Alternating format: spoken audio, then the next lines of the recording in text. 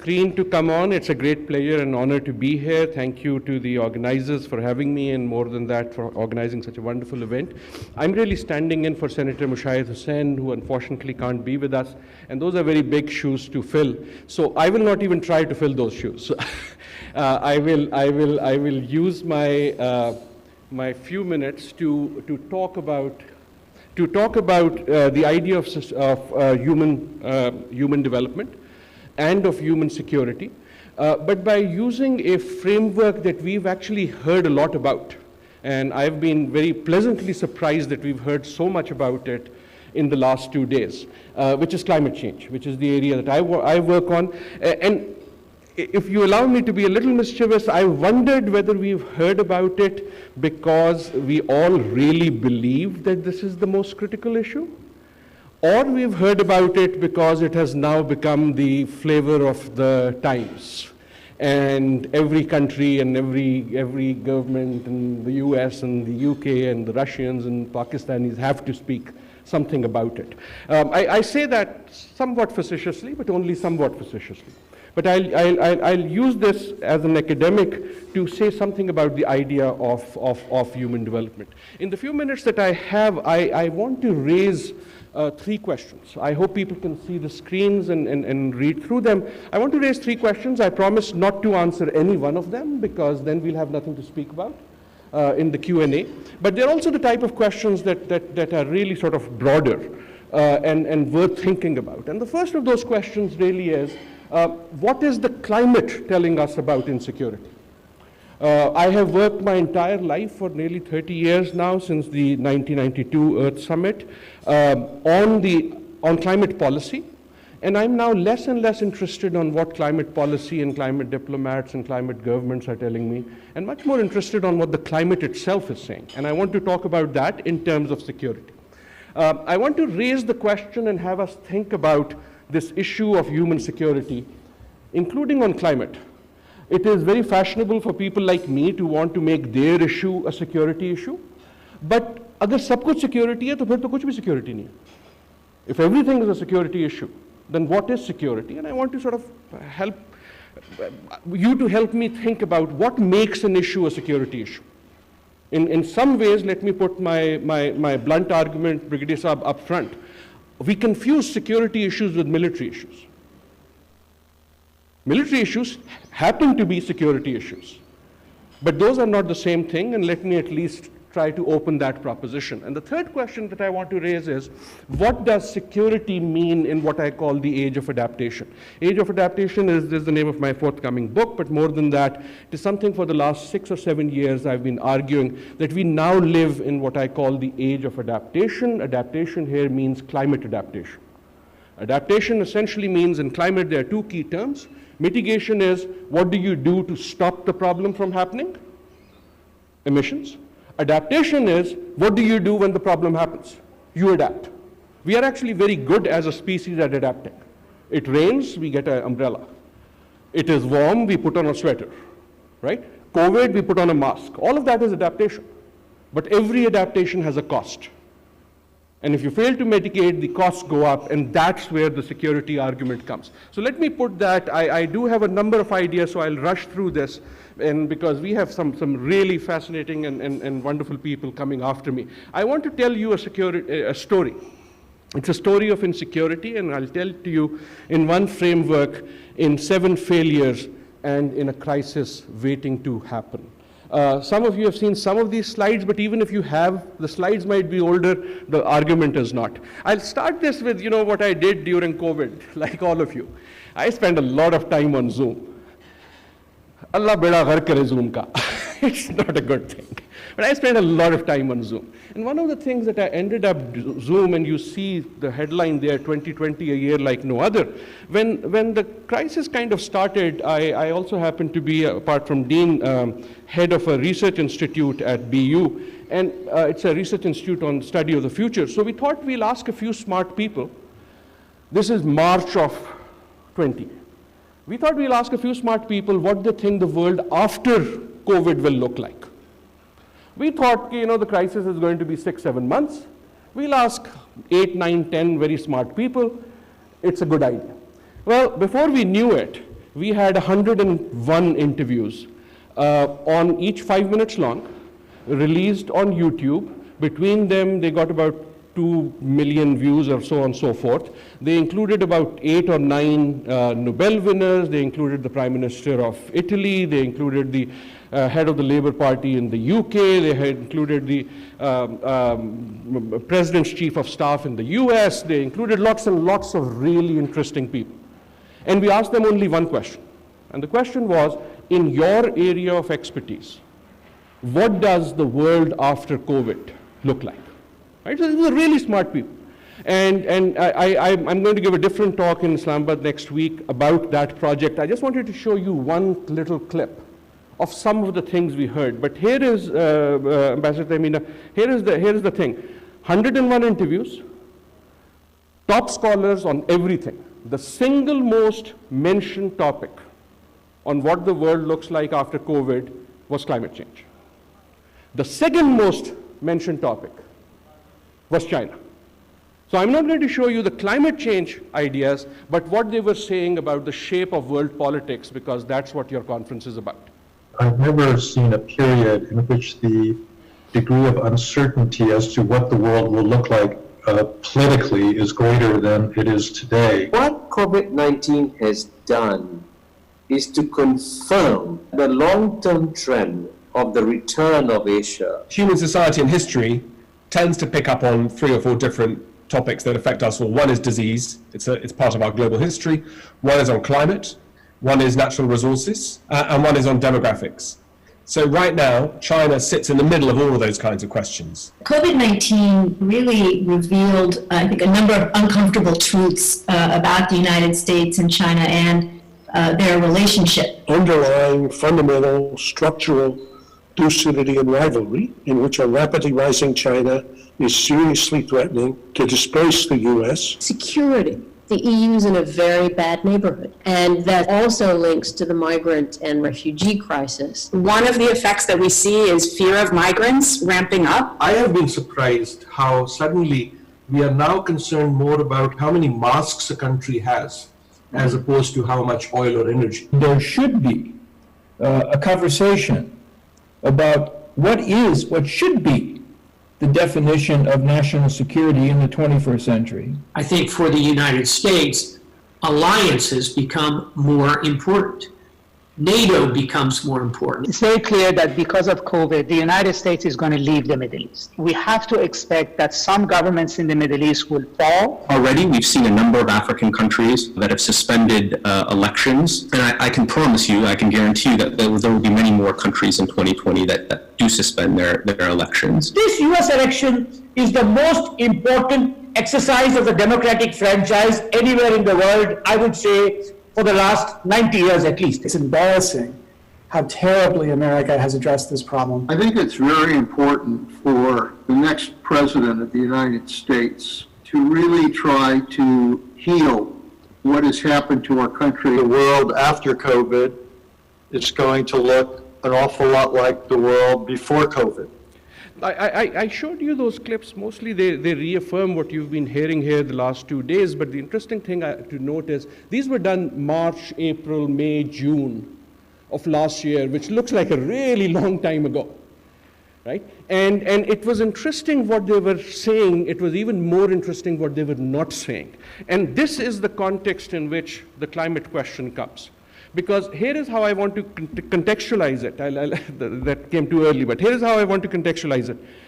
COVID was clearly the single biggest global crisis of the lifetimes of nearly anyone in this room.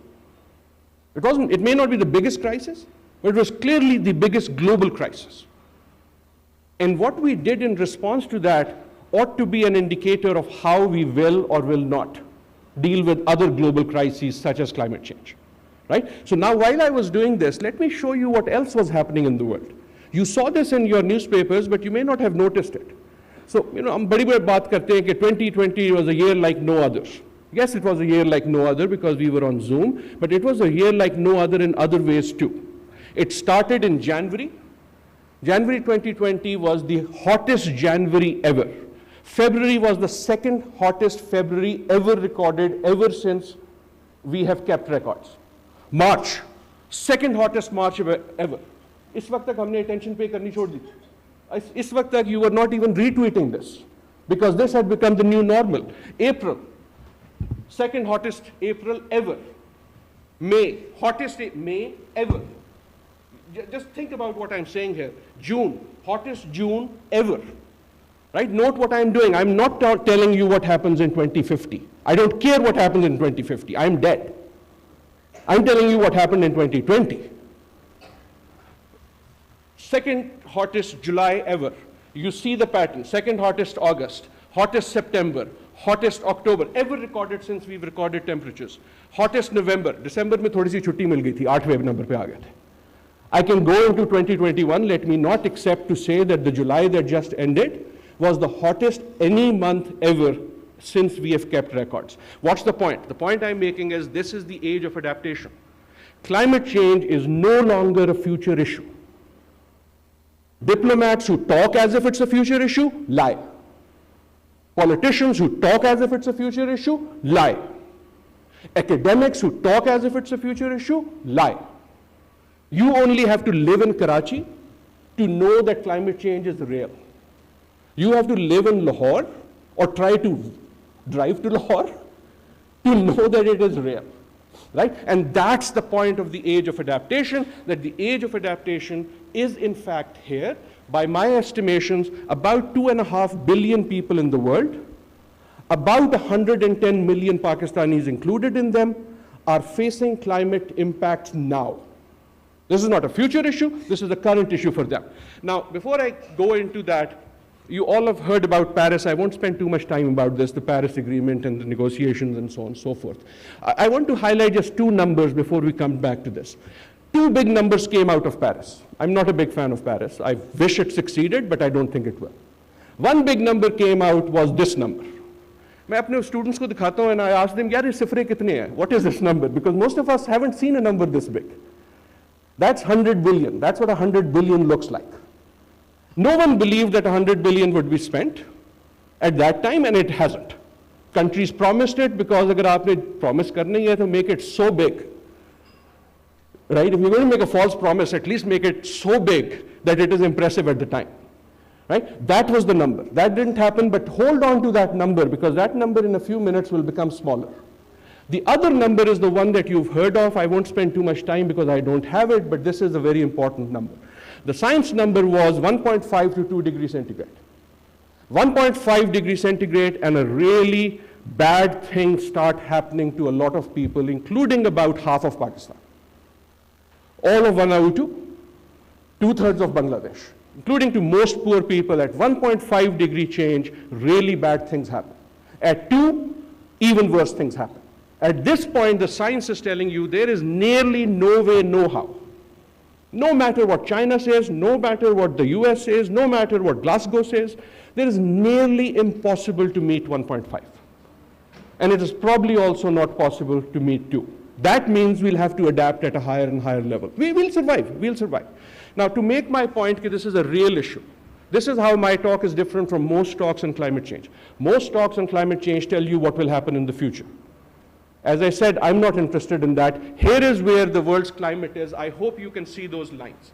This is actual recorded data for climate for every year that we know it. This circle is 1.5, the other is 2. Those are the limits that I just talked about. This is actual data, 1958, 1976, 1987, 2009, 10, 13, and it stops at 16. I can take it further, it will be even closer to that line. Now, you are saying to me, Shafkat Saab, कि यार ठीक है तुम बातें शातें बड़ी करते हो, but I don't live on the planet, I live in Islamabad. In Islamabad, the temperature changes so much every day, so what is 1.5 between friends? Let me show you whatever part of the world you are interested in. Same data, I am now going to project it not for the world as an average, but at different points in the world. What has been happening to the climate till now? For different points in the world, you can focus on wherever you want to focus on.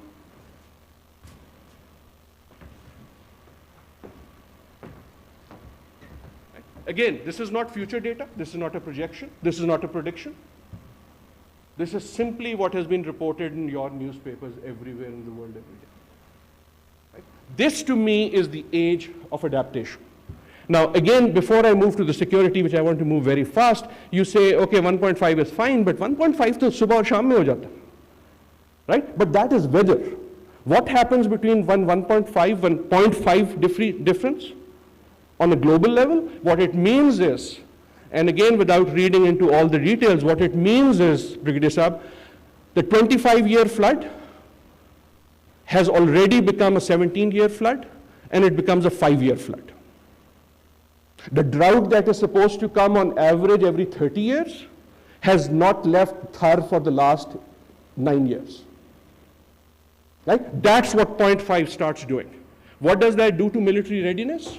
If you are fighting emergency after emergency inside and are deploying lots of implications of this.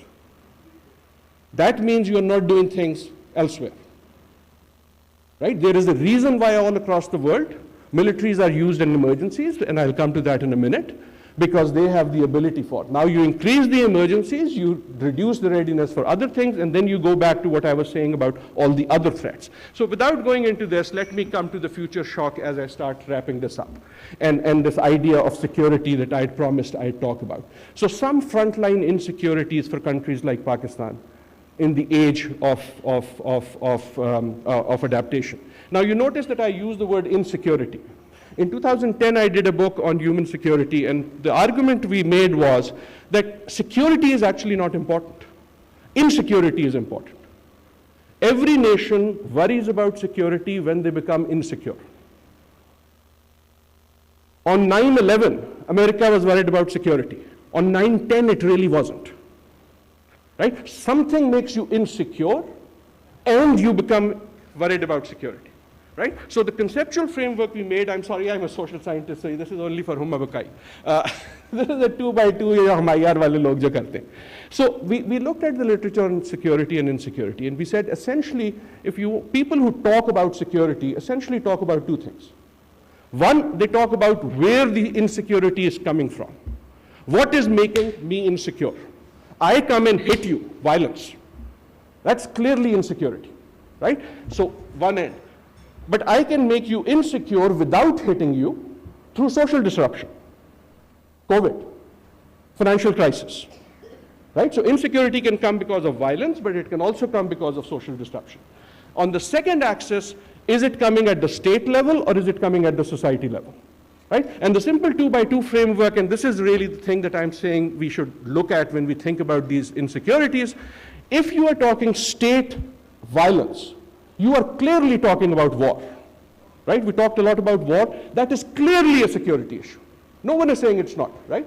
That is clearly a primary security issue.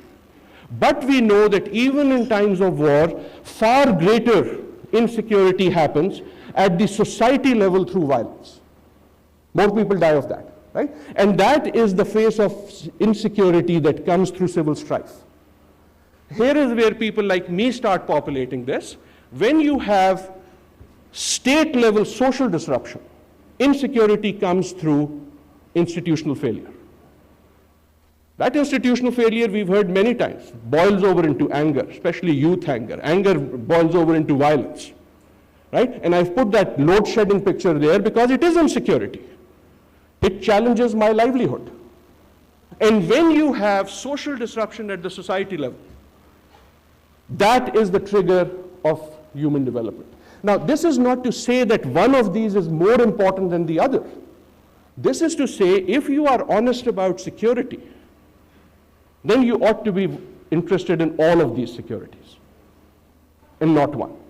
And in the types of issues that we are talking about, that becomes the issue. Very briefly, and I won't go into this, but in the book we are arguing that civil strife already here, war unlikely because of climate. Countries don't go to war over climate, but it makes war more difficult. Institutional failure coming soon to a theater near you, human security here and now. What is the face of that? What is the face of that? The first one, and I'll rush in a few minutes, please allow me. The first of that is nature, and COVID should have reminded us of that.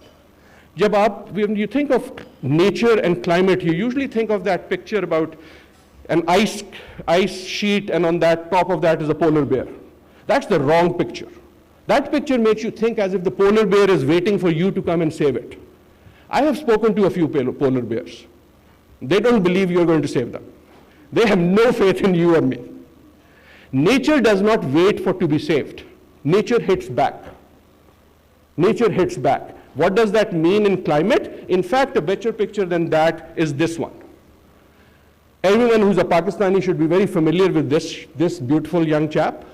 That's a dengue mosquito. We talk about dengue in many ways, Naseem, but here's the thing. There is no reason why dengue should be in Lahore. There is certainly no reason why dengue should be in Gilgit. Dengue ought to be in Sri Lanka. So clearly, like many vector diseases, it is moving northwards. There are many reasons. People travel, they take it with their shoes, but one of them is that it is not just we who adapt. Disease also adapts, right? And again, we've seen that. So that's the nature of the insecurities. Water has been mentioned many times. Clearly, in the age of adaptation, climate is more of a water issue than an energy issue. In mitigation, it was primarily energy because that's where emissions come from. In adaptation, it is primarily water. You are going to be talking climate in the language of water, right? Now, let me not go through that. That's all the fresh water there is in the world. There is actually no dearth of water in the world. It's a distribution problem, but we'll come to that. What I do want to get at water, imagine what happens when climate changes. So uske impact kya hote hain? Most of them are wet. Water rises, sea level rise. Water melts, glaciers. Water disappears, drought. Water falls from the sky like no one's business, extreme events, like floods. Ambassador Munter would recognize this picture. You were here then, the 2010 floods. I was in the US trying to sort of raise funds and so on and so forth for those who were affected. And I was finding it was very difficult to explain to wonderful American colleagues what a flood looks like in a country like Pakistan. So that map of Pakistan, the blue area is what the flood was like, right? The areas that were highly impacted by the flood. So remember the blue squiggle. I took that squiggle and I put it on a map of the United States, just to let them imagine what this meant. And it's from top on Vermont down to Florida. I put the same squiggle on a map of Japan. You don't see Japan. I put it on a map of Europe, Denmark down to Spain. Right? Now think about security, because what we are talking about is that 25-year flood has already turned into a 17-year flood, is most likely to turn into a 5-year flood. That means you divert your security resources from elsewhere and you start talking about this. That's the logic of human security. As soon as we are talking water, I moved very fast, you're talking food, because what is food except nature's way of packaging water? As soon as you talk water in Pakistan, you are essentially talking food. Let me not even stay there. Energy and impacts we know about, but energy we've been focusing on the wrong thing. This is why I think Glasgow was a failure. We are still talking about energy in emission terms only. If you are in Pakistan, the energy question is energy poverty. The energy question is you have to increase the available amount of energy for at least 80 million people in Pakistan without changing the emissions. Right? That's a very different question than a Tesla question or a renewable question only. The energy prices will come down. Coal is out. That's just a price game, and that's fixed in this. And again, sort of, I'm rushing because I want to end. But I was on this World Commission on Energy and Security and Climate and Security from an energy lens that the president of Iceland was leading, and so this is something from there. The mobility question. If you are in Pakistan and you're talking climate, your mobility question is not just electric vehicles. It's not कि Tesla कौन लेगा. The question is, your mobility problem is this. Your mobility problem is managing mass transit in Karachi. Right? Now you impose a climate change world on it. Now you impose an international regime that says you can't use old sources. You have policy constraints. Your policy space has been constrained because of those agreements. That's the diplomacy question. Not to lose the space to manage the energy poverty question. Heat is a particular one that I am passionate about because most people in the world don't fully understand it. If you're in Mumbai, if you're in Karachi, if you're in Dhaka, you understand heat. There is no reason why 500 people should die of heat. That's the heat profile for major cities. But there's no reason why 500 people should die of heat in Karachi at temperatures that are not even that high historically. That's an urban planning question. That's a question for climate diplomacy and what it can or cannot get from Glasgow. There is no, tell me, I'm sorry I'm going to put up these pictures, it's after lunch. How is this not a security picture? How is this not a security picture?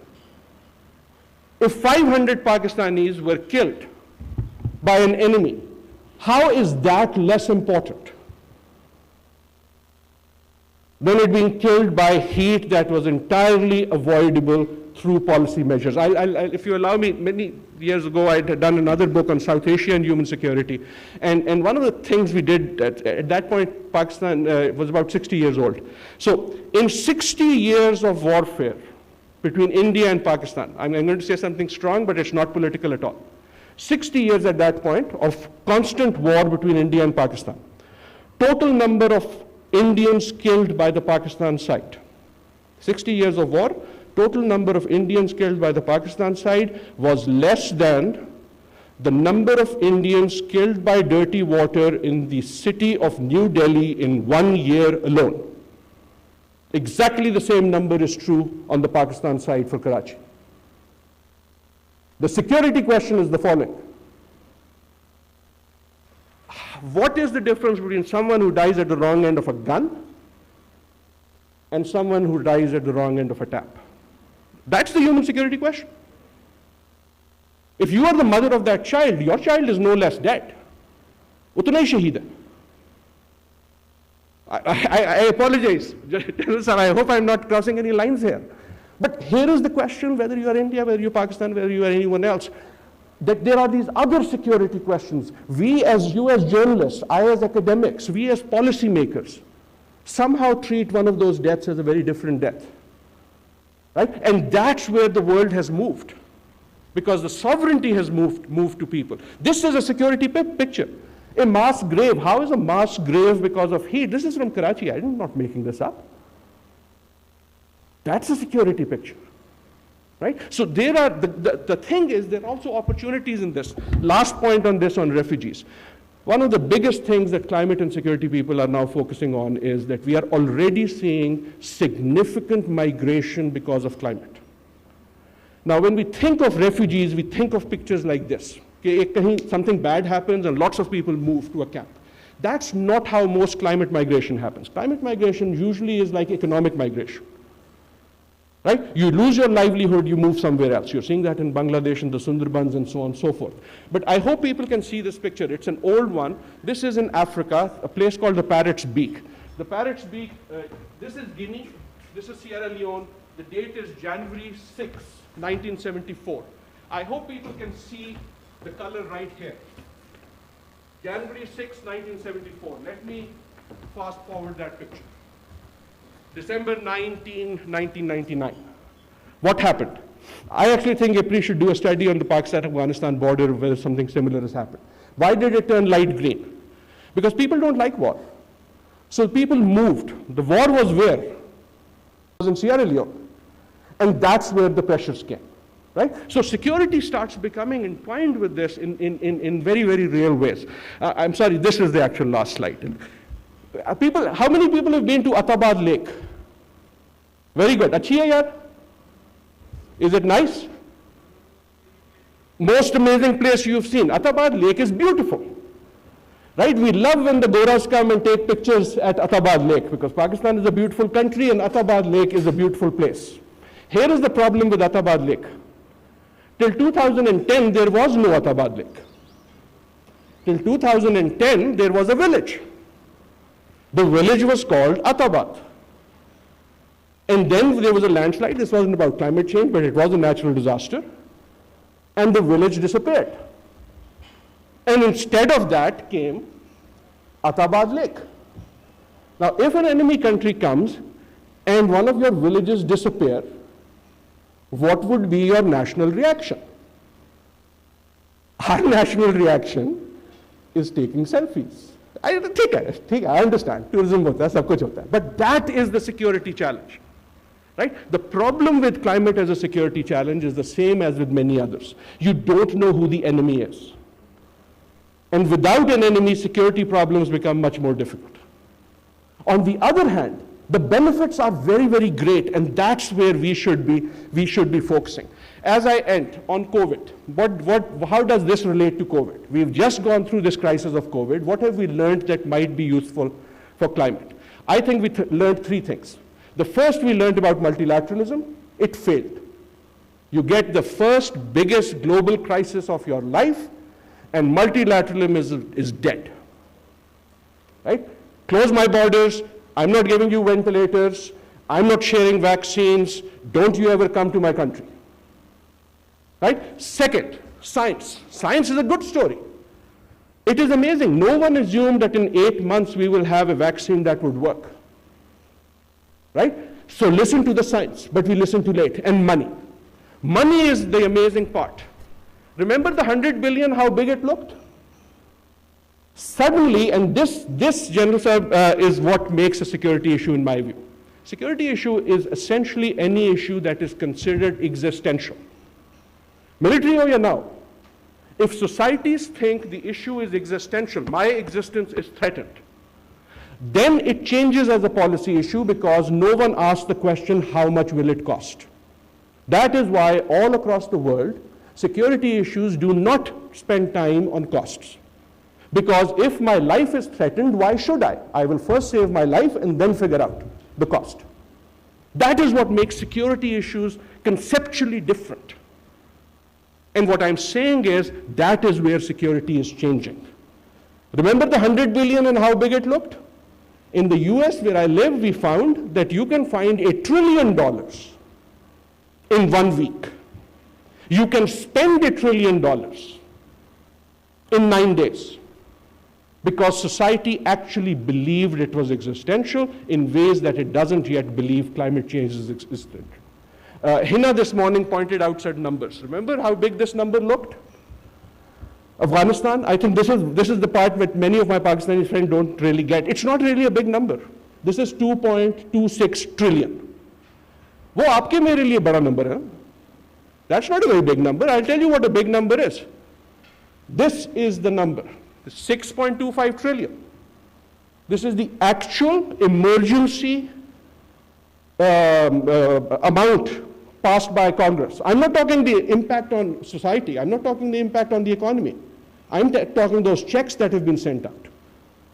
When societies truly believe that they are in danger of existence, that's what happens. That's not the only one. Let me put another number, 4.6 trillion. This is the amount that was spent in 4 days when there was an existential crisis, i.e. the financial crisis. And that to me is the logic of human security.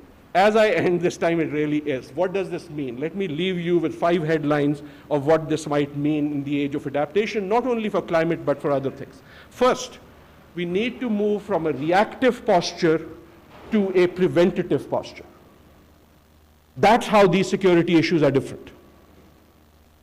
That you don't prepare for the war that is to happen, you prepare to not have that war happen. That's one of the differences between human security issues and military security issues. The second, you move from maximizing security to minimizing insecurity. Understanding that insecurity is the trigger of violence. You move from development as a problem to development as a solution. And finally, if you have multilateralism, you move from thinking only about national costs to thinking about global benefits. That is very different. I'm looking at Ambassador Janjua because we have set up the entire global diplomatic system on the assumption that we will all go and represent what is good for my country. And somehow what is good for my country will add up to what is good for every country. That did not work. That failed in COVID. That is likely to fail in climate. I apologize for taking too long. Thank you very much for having me, and thank you for being such a wonderful audience.